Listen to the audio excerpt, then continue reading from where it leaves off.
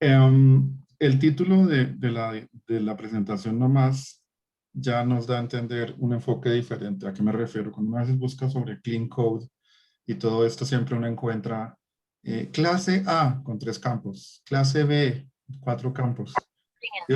O propiedades. Y luego un ejemplito ahí, ¿sí? Como todo, cuando el código es todo bonito, todo chéverito, ¿sí? Y uno va y mira el código de uno y es como, pues, ¿qué te dijera? Eso de allá no, no me corresponde este code base que tengo acá, ¿no? El contenido de la presentación está en inglés porque la idea era incluso hacer la presentación inicialmente solo en inglés. Afortunadamente, digamos, decidimos hacerla en los 2 idiomas porque incluso tenemos más participantes en esto.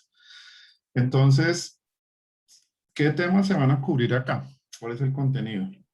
Eh, Obviamente lo que se llama el clean code y todo esto para llegar a lo que se podría llamar un clean code o por lo menos una mejora que realicé sobre el código, porque creo que sería importante aclarar que si yo le muestro a Uncle Bob mi código, pues él dice que es clean, pues bueno, ya puedo ir a ponerme una medalla.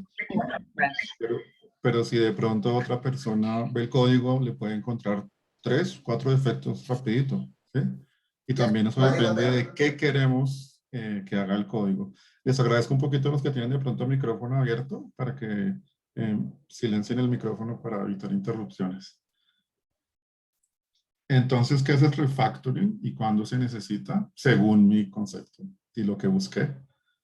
¿Cuáles son los típicos obstáculos del refactoring?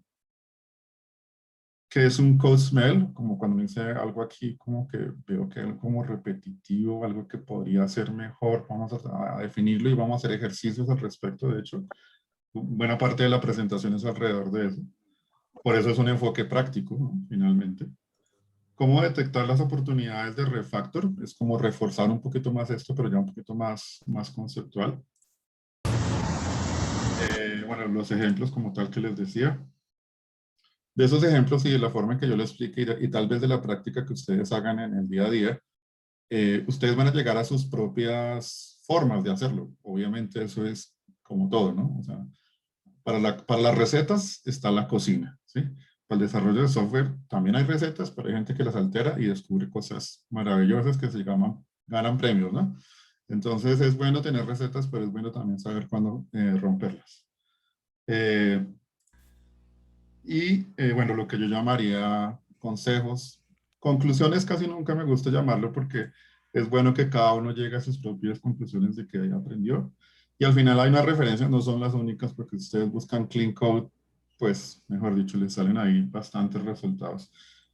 ¿Hasta acá tienen alguna pregunta? ¿Es más o menos lo que esperaban? ¿Todo bien? Yo voy a aplicar una filosofía. Si después de 5 segundos nadie habla, voy a suponer que está clarísimo. Por ahí vi una manita arriba, me gusta eso. También buen enfoque, me gusta. Soy muy nuevo en Zoom, entonces ahí disculparán si no usan todas las herramientas. Bueno, como dice ahí, tranquilos, si ustedes sienten que hay un ejemplo, hay un comentario muy relevante a lo que estoy diciendo, casi que de una, o sea, de pronto no nos complicamos con la levantada de mano y hacen su aporte a la conversación. ¿Qué esperar y qué no esperar?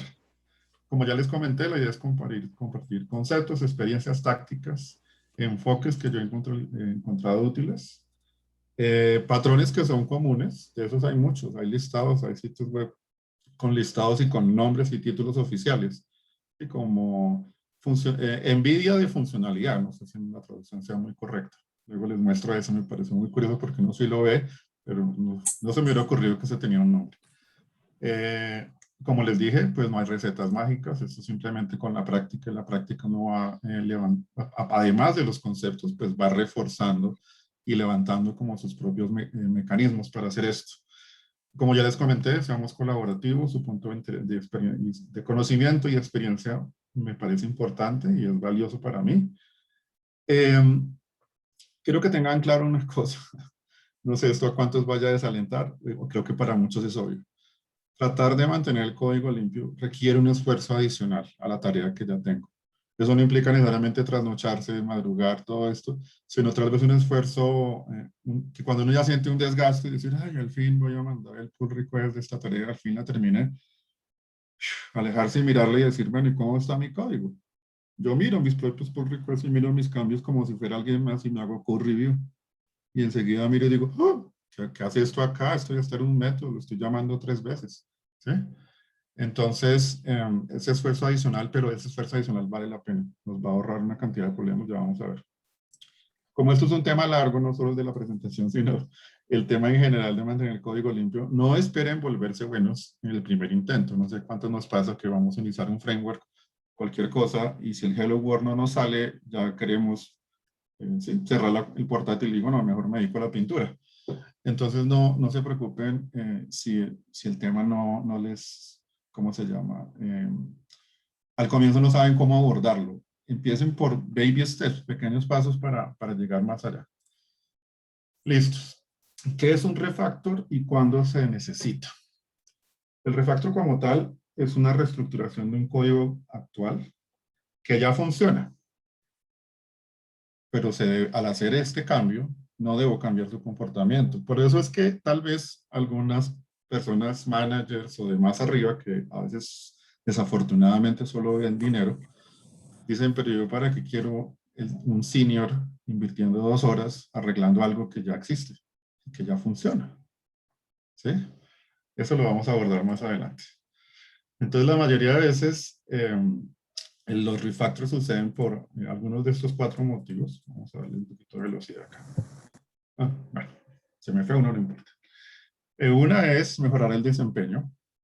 Otra es la famosa escalabilidad, muy de moda, ¿no? Siempre ha estado de moda, pero más aún con estos temas de la nube y todo este rollo. Security, seguridad, pues, y mantenibilidad del código. ¿Sí?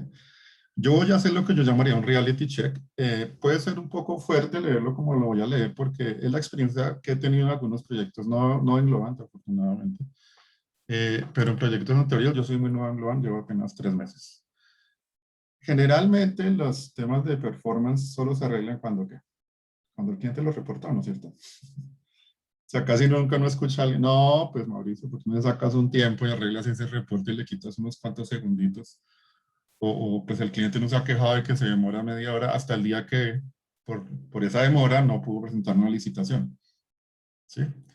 Entonces, la realidad es esa. Lo ideal es no llegar a esa situación, porque si solo somos reactivos y no proactivos, pues como que no, nos van a coger siempre los problemas cuando ya están acumulados. La escalabilidad. Aunque es algo que se puede abordar desde el punto de vista de refactor, la escalabilidad tiene mucho que ver con arquitectura. La escalabilidad debería ser considerada desde el comienzo. Tratar de agregar escalabilidad cuando ya hay una arquitectura que no está diseñada para eso. Generalmente lo único que hace es quita el cuello de botella de un lado y lo pone el otro. ¿Sí? Entonces a veces hay que mirar si realmente el problema de desempeño se está dando donde uno cree y si realmente arreglarlo va a arreglar algo o 2 horas de esfuerzo, medio día, me descuenta medio segundo. A veces solo se sabe haciéndolo, ¿no? Pero a veces con un buen arquitecto de la mano, un buen technical lead te puede ayudar a decir, oye, no, el problema no es ahí, el cuello de botella está en otro lado. Y eso sería como tema de otra charla, como lo mencioné en otro diapositivo. Agregar características de seguridad es parecido al anterior. O sea, si uno desde el comienzo tal vez no pensó en inyección de dependencias, no pensó, perdón, inyección de SQL, inyección de sí, ataques de cross-site scripting. Bueno, para eso está una cantidad de listas de chequeo que uno tiene que revisar. Si uno no contempló todos esos temas, autenticación, expiraciones de tokens, agregarlo, pues va a tocar, porque sin duda no podemos dejar el producto así, digamos, de puertas abiertas, ¿no? Eh, pero de nuevo, nos va a costar más trabajo porque son características que son muy transversales. Hay que hacerlo. Aquí no voy a dar ni un solo ejemplo de esas, pero pues en el fondo es lo mismo, ¿no? Pues hay que contemplar dónde se requieren los cambios. Por último, esta es la que nos interesa, por lo menos a mí, es la realidad que yo más he vivido. Mucho más de mi experiencia ha sido tal vez dedicada a mantenimiento de código que a lo que llaman Greenfield, ¿no? Un proyecto que empezó de ceros, que todo está por hacerse, que yo puedo definir la clase y todo esto. ¿Alguien quería hacer algún comentario? ¿No? Bueno, listo, continuamos. Entonces, como el punto de vista para mí y la parte que voy a hacer va muy asociado al mantenimiento del código, porque nomás en mi empresa anterior, desafortunadamente, estaba en un proyecto donde el código no solo era antiguo, un framework completamente propietario. Si ustedes buscaban algo de eso en Google, no encontraban nada. Y pues imagínense darle mantenimiento a ese código cuando fuera eso, no había ninguna intención de reusar lo que ya existía, siempre era como mucho copy-paste y prueba y error, y pues así es muy complicado. Entonces los códigos, o generalmente el mantenimiento del código, se vuelve ya importante a veces cuando ya es demasiado tarde para arreglarlo. Cuando un developer tarda, va a exagerar, un día metiendo un renglón, y creo que no exagere mucho. Porque cuando se mantiene código, el 90% del código se nos va leyéndolo. ¿Qué tal si esa lectura del código fuera más agradable? ¿Sí? ¿Qué tal si esa lectura del código fuera más agradable para todos? Pues probablemente ese tiempo para leerlo y para modificarlo sería menor. ¿Cuáles son los obstáculos? No sé si ustedes los han enfrentado, que ustedes de pronto ven un código y dice, no es de ustedes. Digamos que aquí una vez se maneja ese concepto de que el código no es mío, pero simplemente está ahí en el repositorio. Ustedes le pasan por encima y tienen que hacer un renglón debajo. Pero ustedes se quedan viendo el de arriba y dicen, no, eso está muy feo, hay que arreglarlo.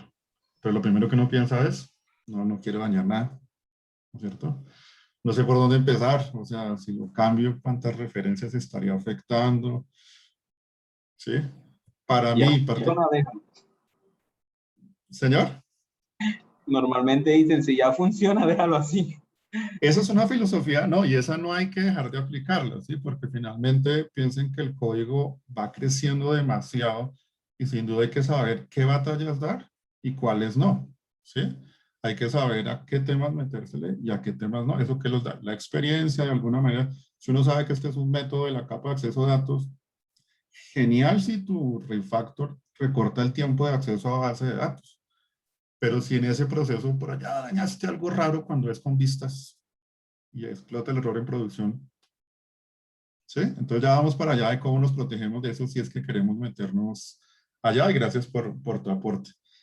A veces ni nosotros mismos ni personas dentro del equipo le ven el beneficio al refactor como tal, los ejemplos que ya mencionaba. Estos tres todos se parecen mucho realmente. No veo el beneficio.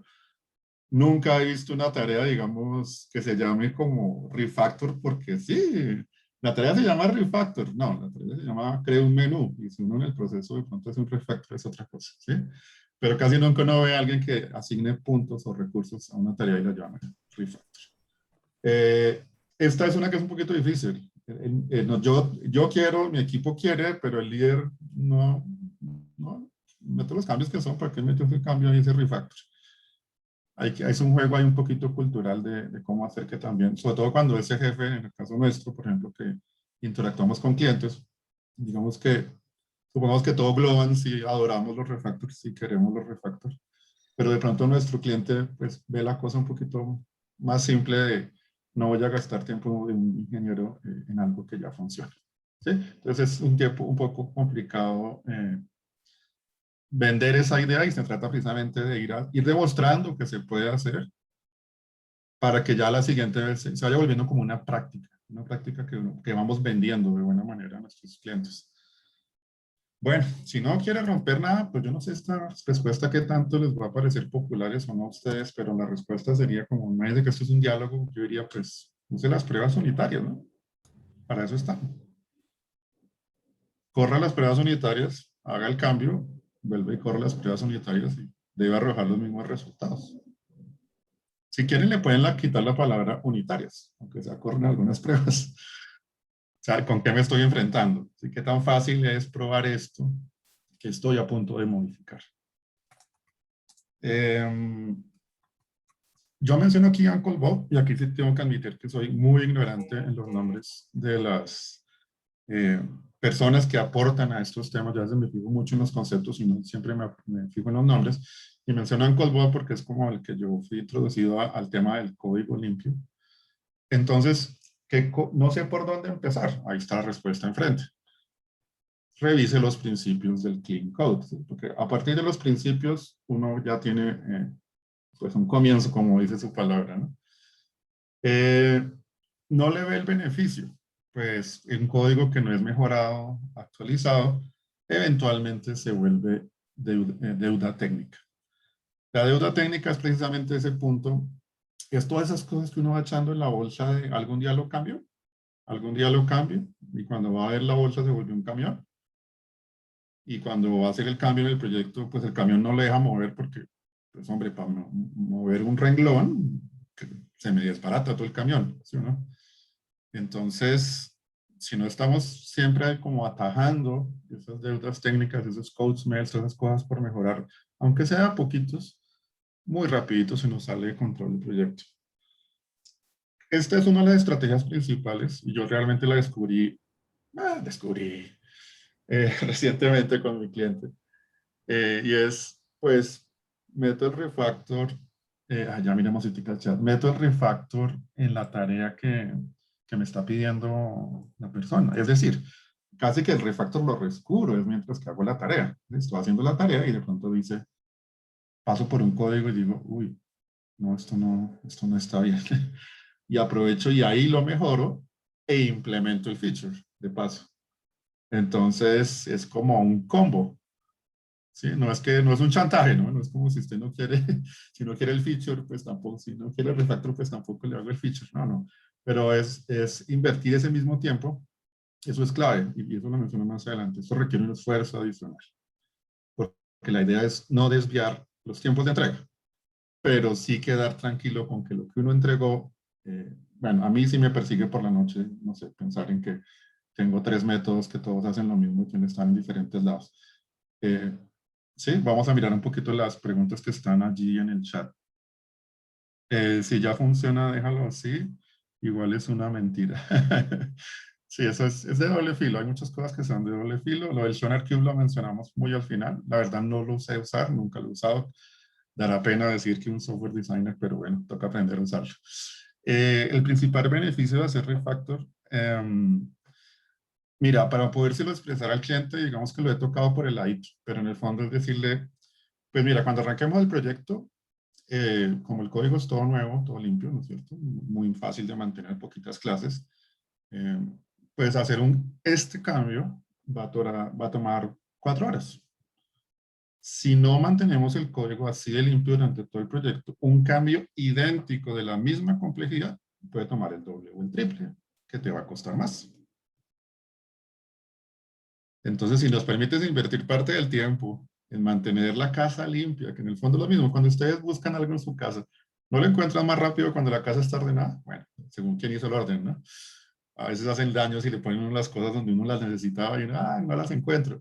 Pero si entre todos organizamos la casa y nos ponemos de acuerdo en cómo poner las cosas allí, cuando uno necesite algo, o sea, el cambio que necesito hacer en el código, lo encuentro donde espero encontrarlo.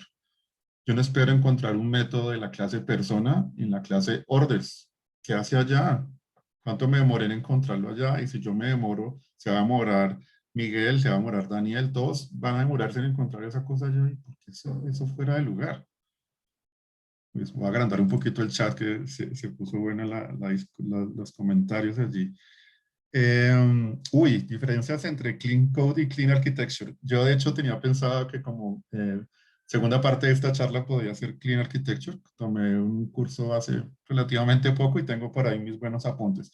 Pero en el fondo la filosofía es la misma en el sentido de que tú encuentres las cosas donde deban estar, donde te permite que los elementos estén desacoplados, donde, por ejemplo, en Clean Architecture depende muchísimo de inyección de dependencias y de segregación de interfaces, o sea, muchísimo de Solid finalmente, pero en el fondo, digamos que así como tú le puedes aplicar Solid a una clase, tú le puedes aplicar Solid a un módulo, a una capa, a un microservicio y pensar, este servicio si está haciendo lo que fue diseñado o está haciendo mucho. ¿O qué pasa si alguien quiere llamar sobre este método? ¿Qué tiene que hacer antes? Uy, tiene que llamar todo esto antes. Uy, no, eso no me cuadra. Yo quiero que ellos puedan llamar este método sin tener que preparar todos esos datos antes, o que no dependa de la base de datos, qué sé yo. Entonces, de Clean Architecture podemos preparar otro, podría ser un tema interesante. Siguiente pregunta. ¿Qué pasa si entras a un equipo y encuentras un proyecto donde quieres hacer un refactor, pero sabes que las pruebas unitarias han sido más una diligencia que realmente una cobertura de los casos de prueba? Ahí es donde viene una balanza importante, una balanza de decir, bueno, voy a hacer este refactor que no es muy complejo. Está evaluando, no sé, una función de suma, lo que se quieran imaginar, ¿sí? Eh, y pues si no hay nada, si tiene el único método que dice crear instancia y verificar si la instancia fue creada, pues alguien tiene que darse el lap al comienzo. Eso sí, sea quien sea, ya a veces le toca a uno liderar, por ejemplo, leading by example, es decir, se da una lap, porque la ventaja es que una vez ya alguien tiene un unit testing de algo, ese se puede parecer a otro. Y aunque el copy-paste hay que hacerlo con mucho cuidado, y que seríamos los de sistemas sin copy-paste y Stack Overflow, obviamente en ese proceso del paste hay que tener mucho cuidado y verificar realmente qué es lo que necesitamos. Pero sin duda, por lo menos deberías escribir el método que prueba, el, el método de prueba que verifica el método que estás por hacerle refactor. Es decir, yo espero que me retorne true, en este caso false, bueno, si es la suma de los números, lo que sea, que se manejan números negativos, decimales, todo este tipo de cosas, ya va como en, perdón, lo digo de esta manera, no suena muy técnico, qué tanto cariño le tengo al tema, o sea, qué tanto tiempo también tengo. ¿Tengo tiempo para escribir las 5 pruebas ideales o con 3 puedo hacer el refactor y avanzar? ¿Sí? Con 3 pruebas cubro los casos necesarios que me interesan para el refactor.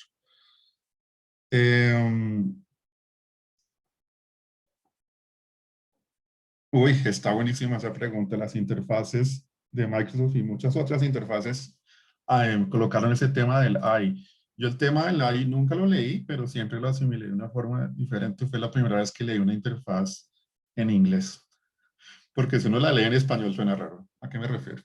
La interfaz E-Log. E-Log, pues, para saber qué es una interfaz, ¿sí?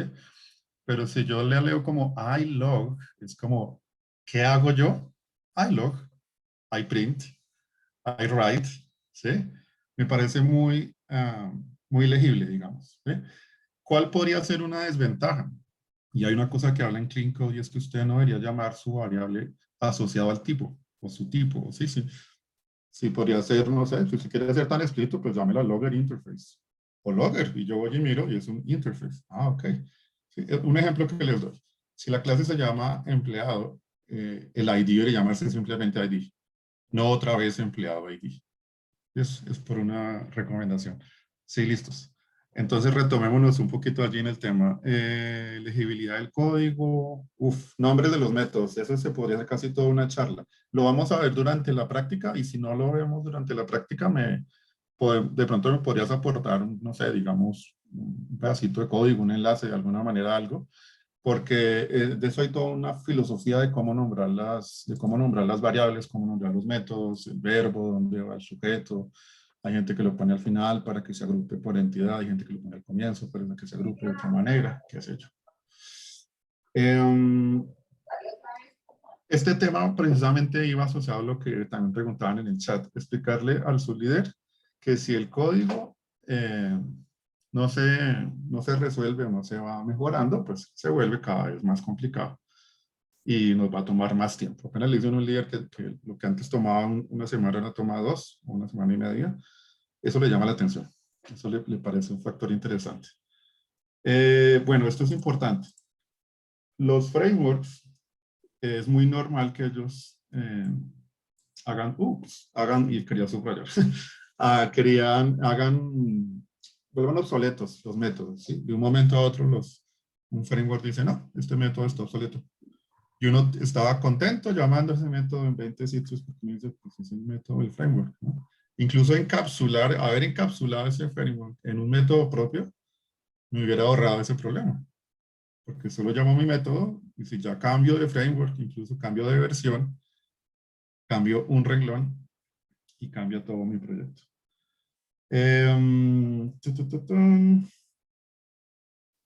Bueno, esto ya lo cubrí, ya lo mencioné. Bueno, como les comentaba, esta charla no busca cubrir todos los contenidos y escenarios posibles de Refactor. La idea es mencionar unos que yo me encontraba. Aquí el código que van a ver es código propietario, pero extrae cosas muy, o sea, es el código real del proyecto donde estoy trabajando, pero unos pedazos muy, muy puntuales. Eh, y la idea es empezar a revisarlo. Voy a meter un poquitico de velocidad para llegar al contenido que, por lo menos yo considero un poquito más, que más les puede aportar. Bueno, los típicos ejemplos de que hay un code smell.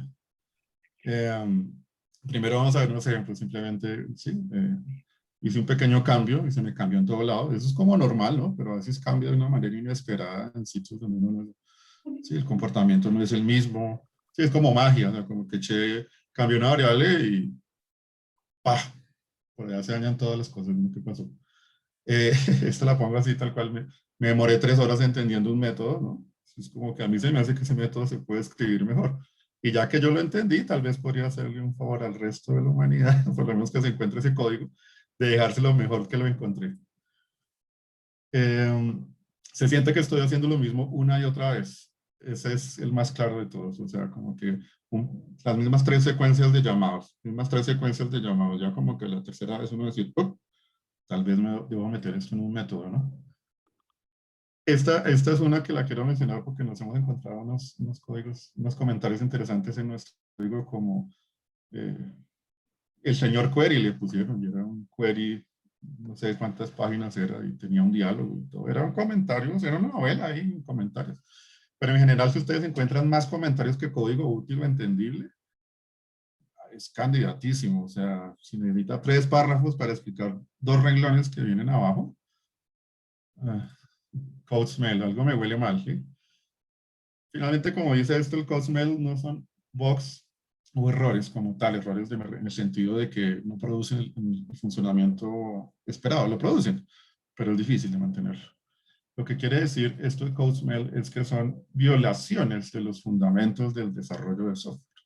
Conclusión, si queremos volvernos buenos para identificar sitios donde podemos cambiar las cosas, pues debemos también leer mucho sobre patrones de código o ver mucho código ajeno, código de repositorios, de GitHub, de donde quieran, si tiene ánimo el kernel de Linux, eh, o bien cómo Linux regaña a la gente por los códigos que él sube, que se ha hecho famoso por eso.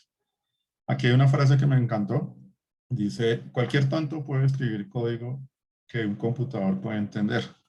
Un buen programador escribe código que cualquier humano puede entender. Obviamente es una exageración en ambos sentidos, pero queda muy clara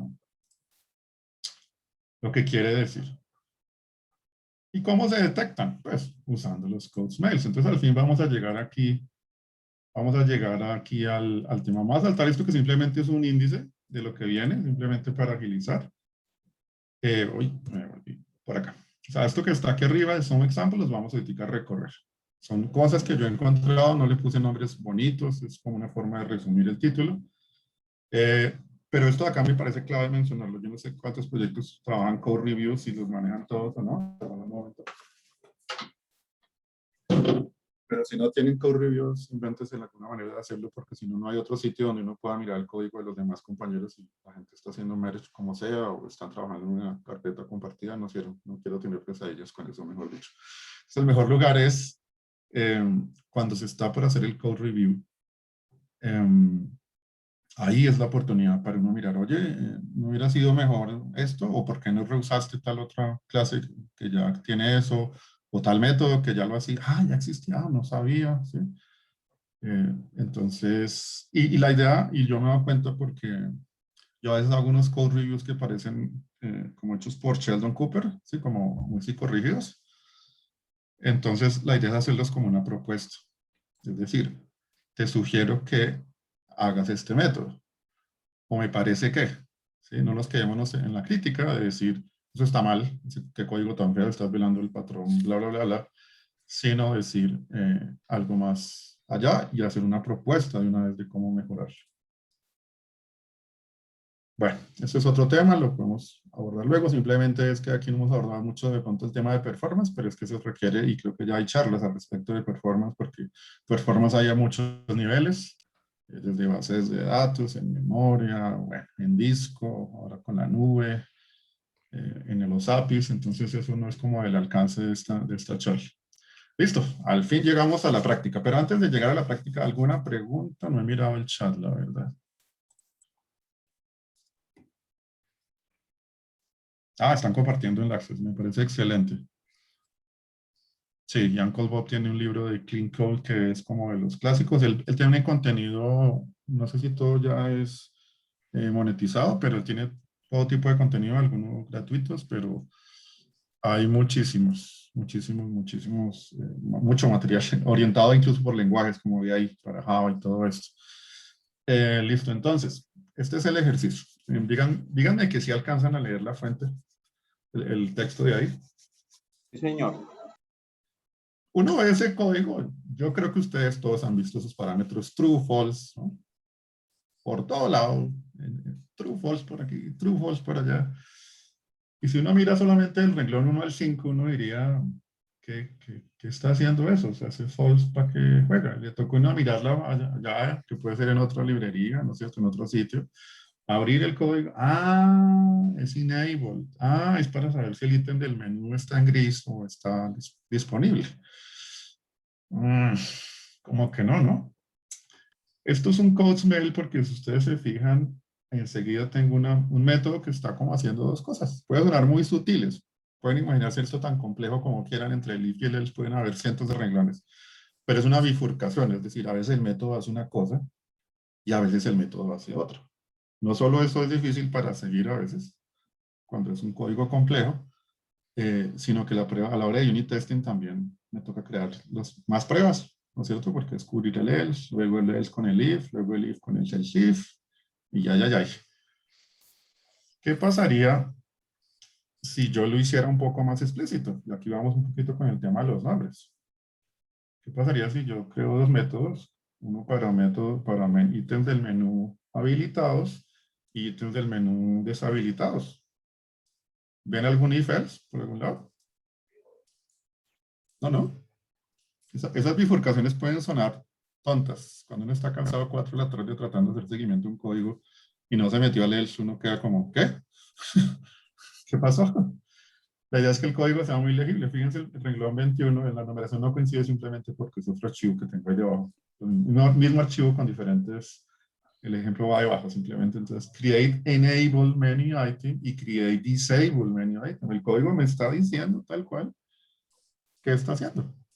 El código es explícito. Eh, y bueno, el punto del punto 39 al 42, tengo un ejemplo específico, porque ahí hice como otro refactor un poquito tácito, o sea, como que no lo estoy explicando, pero ya ahorita lo vamos a abordar. Ustedes lo van a ver hartísimo en los APIs. Estoy que me autosaboteo y lo digo, pero este se va luego. ¿Hasta acá es claro?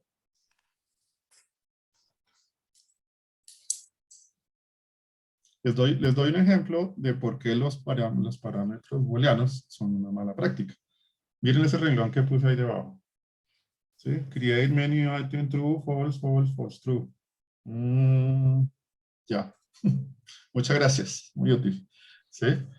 Si uno, aunque sea, va a mantener eso, un refactor, aunque sea el más básico, saca lo más legible, que es lo que estoy mostrando aquí debajo. Que es, aunque sea, coloque unas variables booleanas y páseselas al llamarlo. Un poco más claro que está haciendo ese método, ¿no? ¿Cómo lo ven?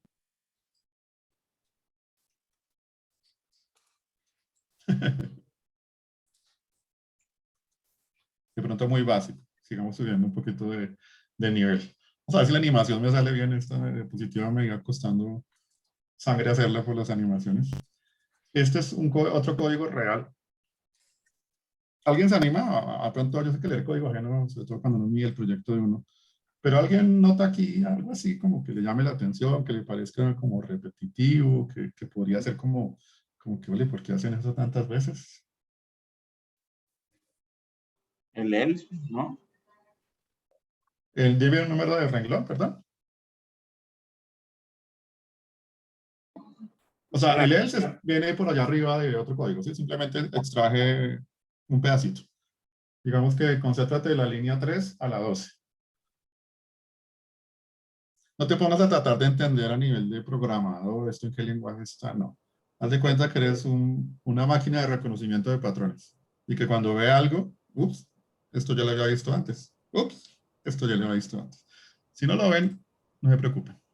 demasiado código horizontal. Eso es un buen indicio. Ese es un buen indicador, de hecho lo menciono. Si tus renglones de uno empiezan el editor a partírtelos, ¿no? Como que ya tu renglón no cabe en la pantalla, ese ya es un muy buen indicio. Pero aquí fuera de eso está sucediendo esto, si se fijan.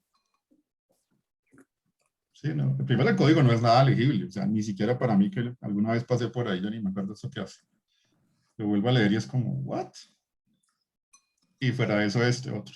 Por eso se llama como multiple similar calls in different places. Es decir, estamos haciendo como llamados similares en múltiples lugares.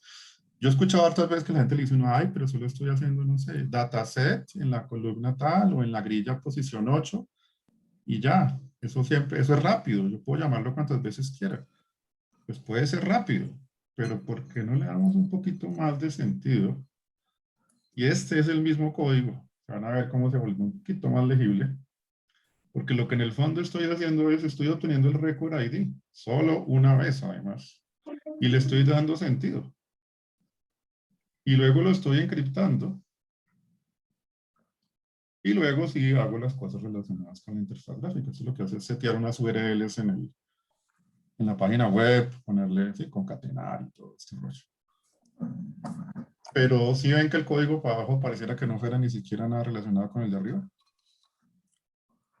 Y esperaría que el código abajo les parezca más legible.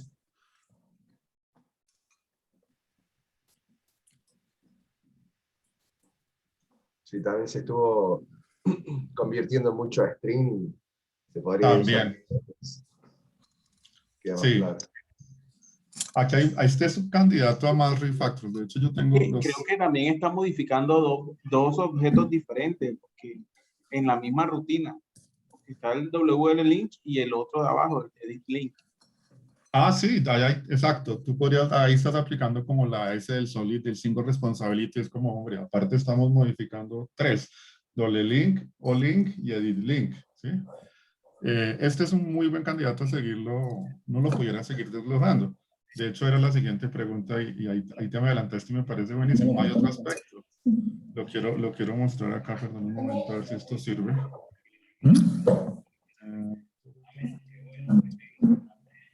Me adelanto acá. Quiero que se fijen, ahí siguen viendo mi pantalla, el notepad. Sí. Perfecto. Fíjense en este señor. Y fíjense en este señor. Sí, otra vez. Entonces, a veces precisamente la metodología de los refactors es, uno hace uno pequeño y a veces surge otro patrón.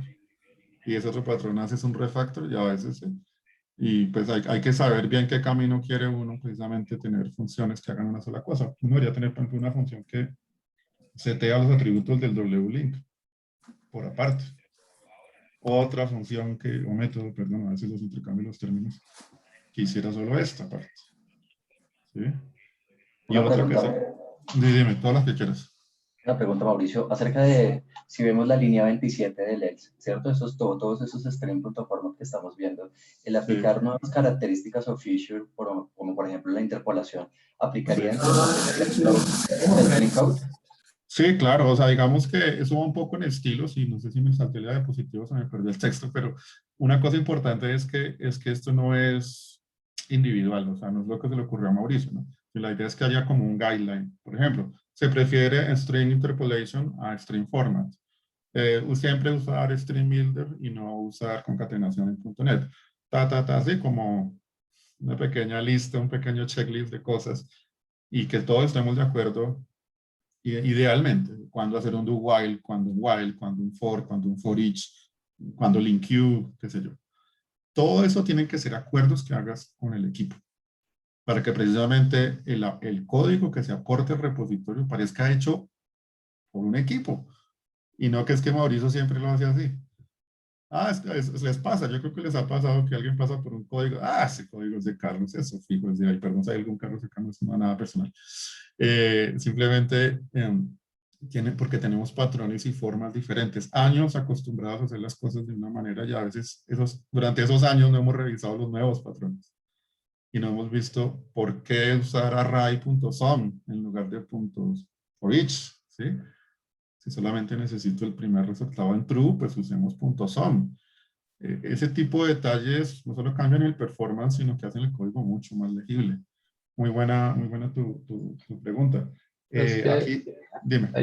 es que una de las cosas que uno regularmente establece en un proyecto es primero cuál va a ser el patrón de arquitectura cross el proyecto y qué patrones de diseño se van a utilizar en cada una de las capas.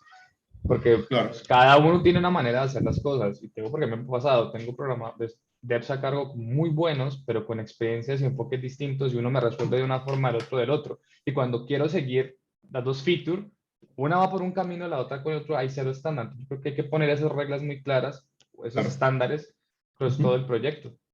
Claro, por ejemplo, digamos, preferimos los decoradores, o preferimos extender la clase, o preferimos las interfaces, o preferimos, sí, qué sé yo.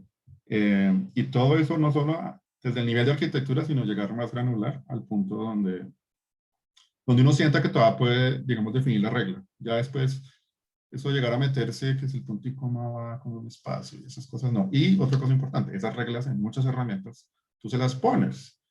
Y además puedes hacer que si la regla no se cumple, no puede compilar o no puede subir al repositorio. Y eso ya depende de qué tan exigente se sienta uno. O dejarlo como warning, dejarlo como error, o no permitirlo ni siquiera subir al repositorio si no cumple la norma. Si, por ejemplo, una regla del nombre del método, y uno puso un método con el peor nombre del mundo, no debería dejártelo ni siquiera hacer push al repositorio. Listo, excelente. Vamos a seguir aquí. Entonces, sin duda ese código sí se podía mejorar. Pues, bueno, ahí fue. Ya. Sin duda tuve problemas ahí con la animación, me quedó algo ahí flotando. Listo. Alguien ya lo mencionó y lo que llaman, lo escuché yo alguna vez como los one-liners. Esas líneas de código que, no, pues tan chévere, el método que llama al método cuyo tercer parámetro es otro método y el cuarto parámetro de ese método es otro método y así chuchachivamente. Pues eso sin duda es bien complejo de entender, de procesar y de mantener. Cuando falla el método intermedio, estoy llamando 3 métodos uno dentro de otro y fallas de la mitad, ¿qué va a pasar? ¿Cómo manejo las excepciones y todo este tema? Y hacen bastante ilegible el código. Entonces, aquí lo que esto estaba haciendo arriba es básicamente, era para agregar algo a un menú, de hecho, otra vez con los menús, era como el mismo código fuente por ahí que estábamos viendo antes. Y pues, aparte de que fíjense que aquí estaba el false, false, false, false, false, true. Entonces, en hartísimos sitios estaba eso, como en 6 sitios. Todo esto son commits reales, de alguna manera esto ya está en el código fuente del cliente. Los refactors que estoy mostrando acá no son solo académicos, son reales. Entonces, pues yo lo que dije es, hombre, no, pues yo necesito una función que se llame add text menu item. Le paso los valores que necesito y el código de arriba se vuelve bastante más diciente. Línea 18, agregar ítem de menú. Línea 23, agregar ítem de menú de texto. Y pues todavía se podría, digamos, limpiar un poco más, pero lo importante es que ustedes, al pasar por el código, con la primera leída ya no dijo, ah, no, esto no es, o esto sí me interesa. Ah, no, yo estoy buscando algo con un icono. Ah, no, aquí dice algo de text menu item. No, ese no es. En cambio, si yo miro el renglón 2 acá o el renglón 6, es como, ¿qué? Entonces, ojo con esas anidaciones de métodos que se llaman, porque eso a veces no permite que uno detecte el patrón. El patrón de método A llama a B y llama a C. Si los anido todos, se me pierde muy fácil entre todos esos renglones largos. Y podría estar eso en un método y es un llamado súper chévere, muy bonito, con los parámetros que se requieren. Este en particular, como tenía como un string format, en algún sitio uno podía mandarle cualquier cantidad de valores, pues ya le coloqué un campo que tiene parámetros variables, mejor dicho, este método de acá. En la línea 11, que tiene un para11 string para recibir cualquier cantidad de los formatos. Pero eso probablemente podría también manejarse mejor. Pues tengo otras cosas en el chat, pero a ver, miramos. Sí, string extrapolation sin duda para mí también hace mucho mejor el código. Métodos estáticos. Hay que usarlos, hay que saberlos usar con cuidado, que no se vuelvan un cuello de botella a veces. Cuando, en especial si también es una instancia estática, es decir, a veces no se están creando instancias, obviamente porque es un singleton, y el singleton se puede volver un cuello de botella. Los linters, sin duda los linters van muy de la mano con esto que estábamos hablando, pero sin duda, de nuevo, hay cosas que los linters no cubren, o si nadie se puso a configurar la regla en el linter o a mantenerlo al día, muy rápidamente se nos sale de control. Y yo no creo que alguno de estos ejemplos que yo tengo aquí, un linter te lo vaya a detectar. Exacto, alguien colocó ahí que Nelson, que el AD es bien largo y tenía una cantidad de booleanos. Perfecto, este es un clásico, ustedes lo han visto y aquí precisamente está String Interpolation. Pues hay String Interpolation, pero el code smell aquí, para mí, esto es muy puntual para mí, yo te voy a dar una aclaración. Los métodos que retornan con muchos returns, así sean tan sencillos como es. Pero Mauro, ahí se ve claro qué es lo que hace el uno y qué es lo que hace el otro. Sí, pero no. Porque si se fijan, hay varias partes que tenían cosas en común. La línea 10 estaba en común, la línea 17 estaba en común. Si solo me piden cambiarlo de la mitad, o si tengo que hacer algo específico para PRN, lo puedo hacer fácilmente en el renglón 14. Y alguien podría decir, bueno, pero si tienes un if, podrían ser dos métodos. Sí, podrían ser dos métodos. Uno para PRN y otro para cosas que no son PRN. Porque para mí es una mala práctica, porque cuando uno está siguiendo el código, no con depuración, o incluso con depuración, si el método es largo, uno cree que va a llegar más abajo, donde uno puso otro breakpoint y le da continue o lo que sea, y ¡pum! Se sale. Bueno, ¿qué pasó? Y para llegar hasta allá le tocó hacer una cantidad de clics, importar un archivo, no sé qué, hacer una cantidad de cosas y ya, otra vez me toca. ¿Sí? Entonces, es por eso que en especial a mí me parece difícil. Yo trato de escribir un código, llamémoslo muy depurable. Al tener un return sencillo, pues si yo coloco breakpoints o simplemente estoy haciendo seguimiento, pues es bien fácil ir viendo en qué va la variable y retorna como debe tener que retornar. Sin embargo, este patrón ustedes lo van a ver en hartísimos repositorios. Ustedes van a ver este patrón donde if no data, return, qué sé yo, ¿sí? Y luego el resto del código. Y ya. Pues que lo hagan muchos y que esté bien, eso ya son discusiones. De hecho, ustedes se encuentran, creo que hasta en Stack Overflow, hartísimas discusiones sobre esto. Este en particular es un poco, digamos que no hay una regla como muy clara. Eso es más un gusto, pero me gusta, digamos, tratar de sustentar mi gusto con la teoría del porqué. Hay gente que dice que no, que es que el desempeño es mejor. Pues que yo sepa, un if else, pues también, si no tiene datos, vale, ¿no? Y como ya lo dije acá, probablemente se requieren dos métodos para manejar esto. Bueno, acá les dejo este. Si quieren una mezcla en el chat o por audio, ¿qué cosas les parecen aquí que están muy mal? Pues ese ejemplo en .NET, pero pues creo que la sintaxis hoy en día de todos los lenguajes se parecen afortunadamente bastante. Así rapidito, ¿qué cosas ven así como de lo que ya les expliqué? ¿O ustedes cómo lo arreglarían más allá de lo que yo les expliqué? If anidados, sí. Muchos retornos. Varios returns. Varios returns, sí. Por ejemplo, como que uno, bueno, aquí no tengo número de renglón, pero como que uno aquí dice, ¿cuándo va a llegar acá? O sea, cuando sí, pero aquí cuando no. Sí, o sea, como que no es muy claro cuándo es que retorna vacío. Todo if debe cerrar con else. Sí, y el else de un renglón, pues yo sé que el return no hace nada después, pero yo a mí así sea un renglón me gustan los corchetes. Exit as soon as possible. También, sí, alguien podría decir, hombre, si voy a hacer este return, pues hágalo con una negación, ¿no? Por lo menos si su filosofía es retornar rápido, está como todo invertida la lógica, ¿no? Retornar string empty, ok. Yo no sé si se lo tengo. A ver. La 2, la 3, la 5. Yo por lo menos Yo por lo menos lo que diría acá son varias cosas, o sea, no sé si se animan, yo sí me animo. Bueno, pues, ¿qué vamos a hacer? Pues, yo voy a hacer un stream, un formateo aquí rápido de esto, y no hay rapidito se da cuenta de si mejora o no mejora. Ups, lo hice sobre lo que no era. Sí, ¿no es cierto? Si uno quisiera por lo menos evitarse uno rapidito, pues este de acá realmente no me aporta nada porque simplemente la pongo en vacío desde el comienzo, ¿no es cierto?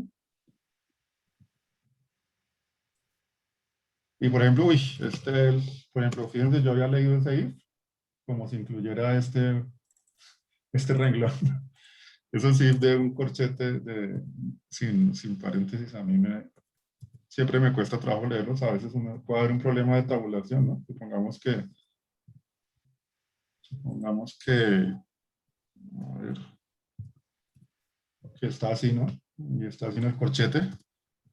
Y ay, qué maravilla, ¿no? Uno Pasa tratando de mucho, entender. pasa mucho con los merge. Cuando hay un merge, cuando hay una herramienta que de pronto, bueno, si es una herramienta que formatea el código, debería hacerlo bien, ¿no? Pero sí. Y por ejemplo, si yo miro, pues hombre, si todo esto si solo estoy haciendo esto cuando las tres, ¿no? Pues ponga las tres condiciones en un solo if, ¿no? Pero digamos que uno rápidamente, uno lo que hace son pasadas y vuelve y pasa hasta que queda como a gusto, porque esto solo está sucediendo cuando estas tres son verdad. Entonces, pues bueno, aquí no tengo las pruebas unitarias para esto, ¿no? Pero bueno, ustedes ya se pueden imaginar que sería algo de ese estilo. Cuando estas tres suceden, hágalo. Y pues había una condición especial que era con este, ¿no? Entonces de pronto así. Ups, ya les cuento a dónde iba. Codificar con espectadores nunca fue muy fuerte.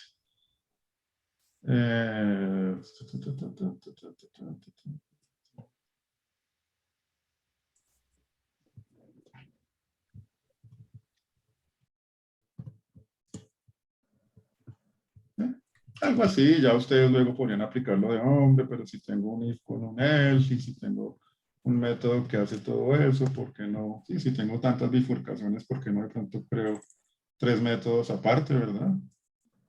Uno que sí hace, ¿no es cierto? Que me cubre los tres flujos, en lugar de tratar de hacer un método todero, llamémoslo, que hace todo, hacer tres métodos y que cada uno hace una cosa bien hecha. Los ejemplos de clean code son casi siempre 5 renglones, por mucho, después de un refactor, y uno queda como, ¿what? Listos. Bueno, si eso ya lo miramos. Bueno, imagínense ahí. No alcanzamos a hacer el review porque estamos un poquito cortos de tiempo, me extendí en algunos temas, pero así, puede ser por audio, por chat también, díganme ahí ¿cuál sería la estrategia, digamos, más allá de que veo muchos else, muchos if, tal vez de pronto por audio podría ser mejor, alguien que se anime a decir, hay un for each bien arriba, ¿no? ¿Cómo partiría esto en algo más legible?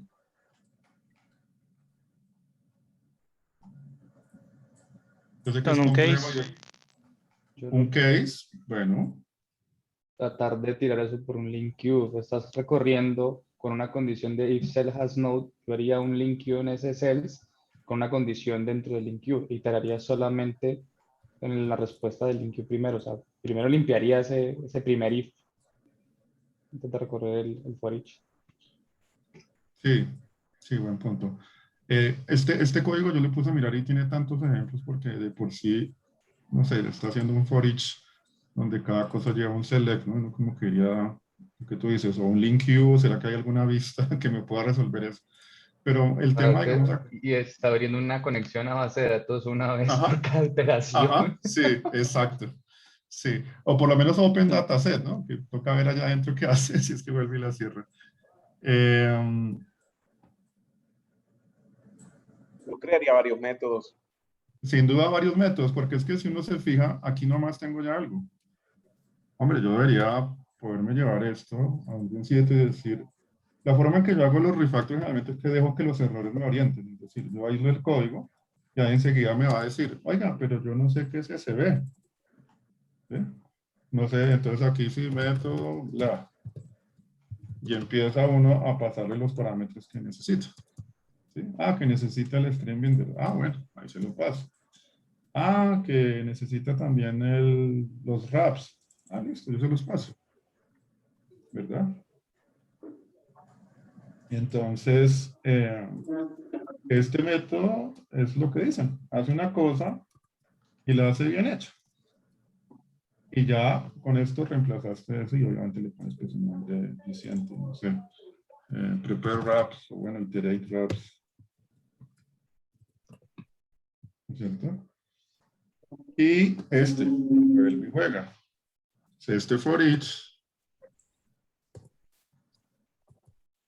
Y así sucesivamente. Ustedes yo creo que ya captaron la idea y vuelve y juega. Obviamente con un IDE esto es más chévere porque el IDE le empieza a decir a uno lo que normalmente uno le saca la piedra como si un colega le molesta, que es, ay, ahora qué error dijo el compilador, aquí lo va a llevar uno de la mano. Porque el compilador le va a decir, no sé qué es wraps, o bueno, aquí lo está declarando, no sé qué es SB. Ah, vuelve y juega, lo tengo que pasar de parámetro. ¿Sí?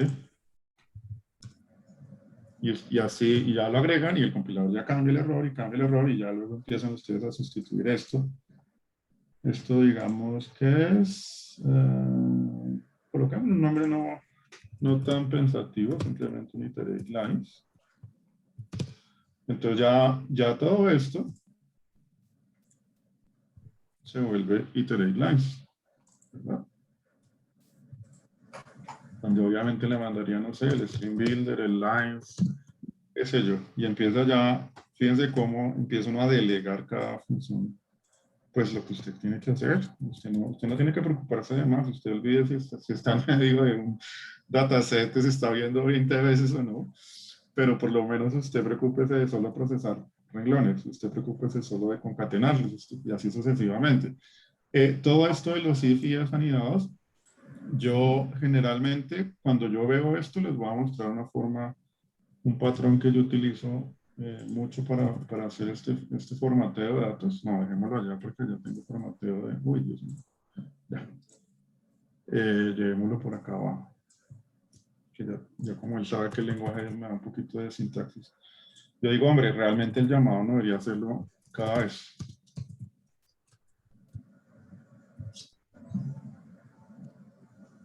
¿Sí, no?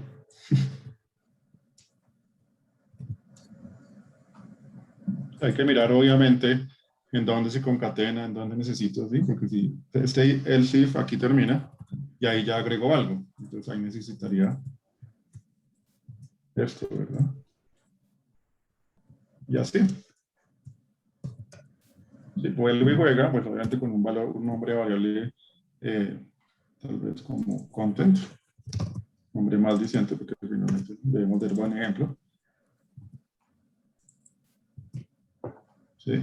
Y yo podría tener formatters, como para algo que me preguntaban allí en el chat. Yo podría tener formatters dependiendo de tipos de clases. Es decir, que si el resultado del renglón es tipo empleado, tener un empleado formatter, ¿sí? Que prepara un renglón del reporte. De esa manera yo podría ir diciendo, digamos, incluso si lo hicieron bien, pues sería con herencia. Digamos...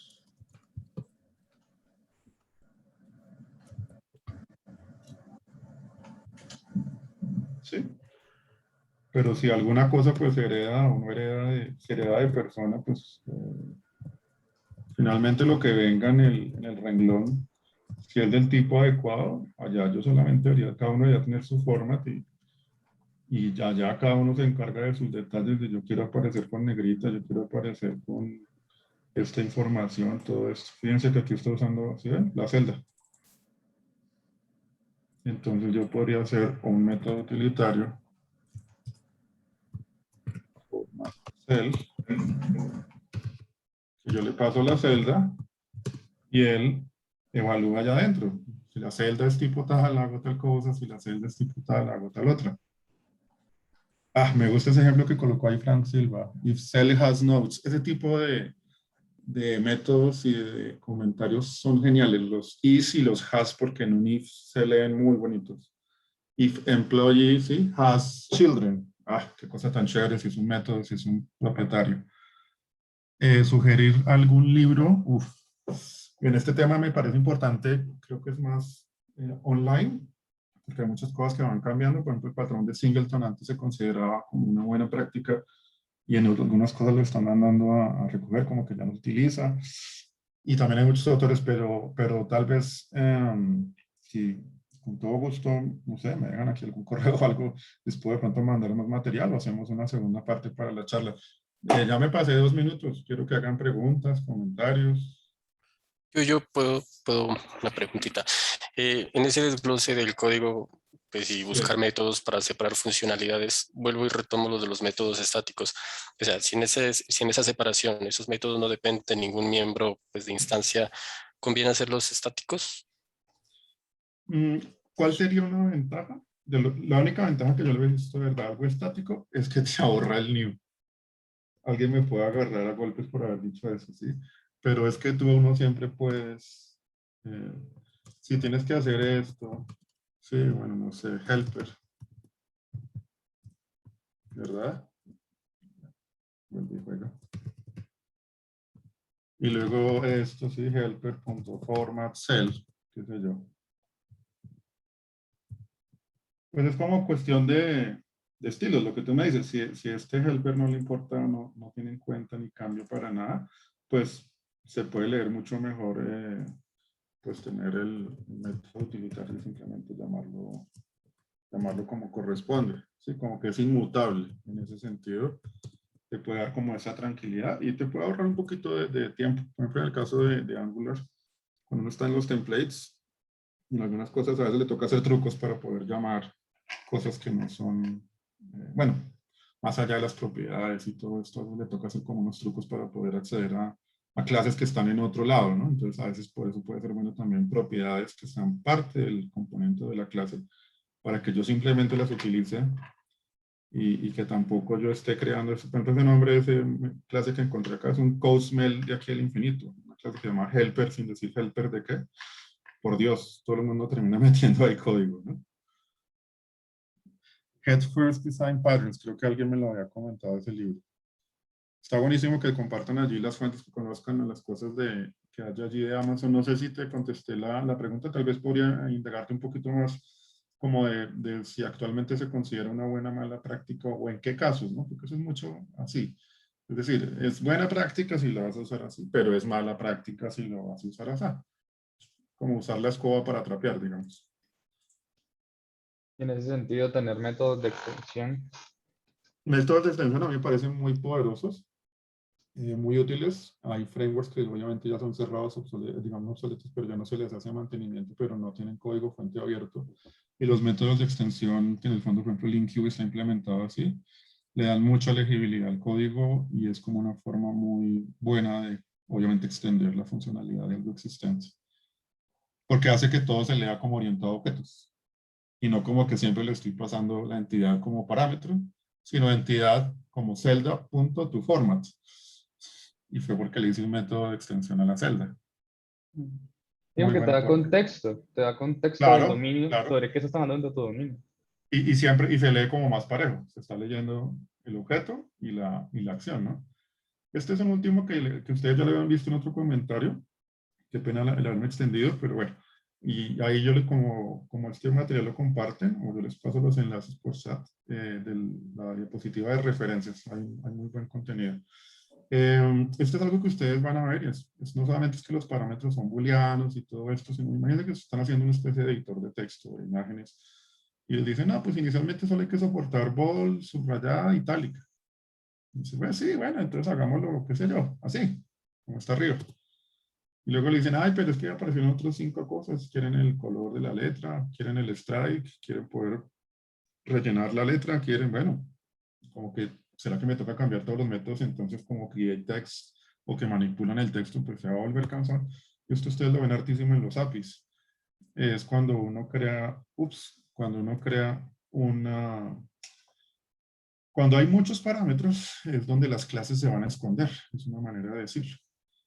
Entonces yo podría poner un font style y por ejemplo meto ahí color. Y el createText pues recibe font style. En lenguajes como JavaScript o lenguajes que son más dinámicos, a veces simplemente uno abre corchete y cierra corchete y manda ahí todas las propiedades. Y le agrega y le agrega y le agrega. Y el API ya, pues mira cuáles soporta, mira qué hace con ellas, pero casi nunca realmente le limita a uno. De pronto va a ser un error en tiempo de ejecución, pero es así de dinámico que es como aquí puede usted mandar options. Ustedes lo ven a hacer request a los APIs y a muchas cosas, que va como una clase con las opciones. ¿Y esto qué está logrando? Está desacoplando el contenido del texto del estilo de la fuente. Es cambiar el estilo cuando abran el diálogo y guarden. Yo creo un elemento font style, se lo paso, y ya mi editor debe reflejar ese nuevo estilo. Y me permite agregar pues, más estilos fácilmente bajo font style.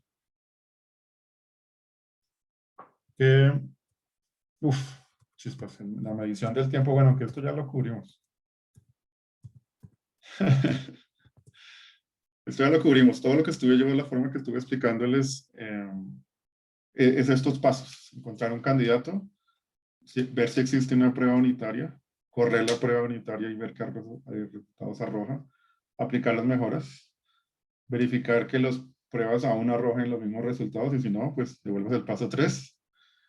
Si después de hacer refactor usted encuentra que se ha creado una nueva oportunidad de refactor, aquí es un paso importante. Mire que no se vaya a ir del scope, es decir, que usted termine refactorizando el mundo. Y claro que va a compartir la presentación, Juan. Y si está dentro del scope, vaya al paso 1, es decir, todavía estoy como dentro de lo que me pidieron cambiar. Pero si está fuera del scope, se recomienda mantener una lista de mejoras de oportunidad de código. Y ahí en los puntos en naranja dice, pues si usted no quiere, gracias Andrés, si usted no quiere escribir las pruebas, pues entonces haga suficientes pruebas de desarrollo, ¿sí?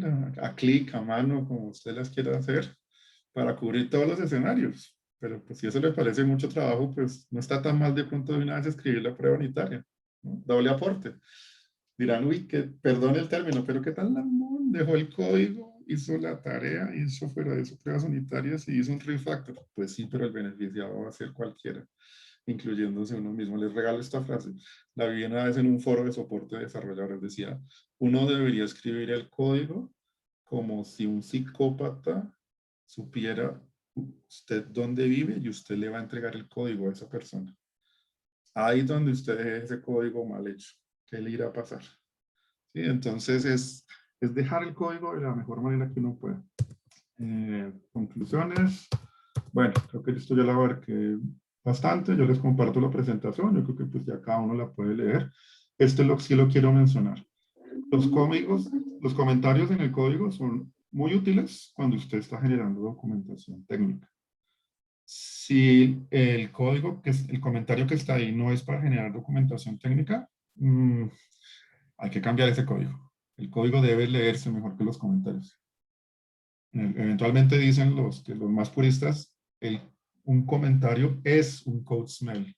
El código debe decirnos clarito lo que hace, cuando lo hace. Bueno, dejar el código mejor de lo que lo encontramos.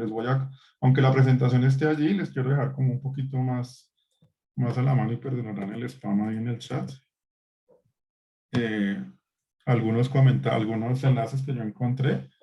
El de Type of Code Smell, los primeros enlaces, casi que los primeros 3, son súper claves porque ahí se mencionan por qué refactoring es importante para su negocio, o sea, cómo vendérselo al cliente, al technical lead, al manager, a quien corresponda. Pero de eso encuentran seguro mucho más material. Los de tipos de smells son muy buenos porque son muy compactos, tienen una etiqueta muy clara y con eso uno ya dice, hombre, aquí caíste en tal patrón. Bueno, no sé, repetición de lógica. ¿Cómo se llama el de otro? NVIDIA de características. Ese es un método chistoso que es, está la clase A y la clase B. La clase A tiene métodos. Y en B, yo creo un método que casi todo lo que hace es llamar métodos de A. Pues más bien movamos ese método A, ¿no? Que hace B llamando cosas de A. A veces lo llaman orquestar, ¿no? Es que estoy haciendo una orquestación. Bueno, sí, pero pues el orquestador podría llamar un solo método de A en lugar de hacer todo en B. No sé si les queda espacio para preguntas, ¿cuántas personas quedan?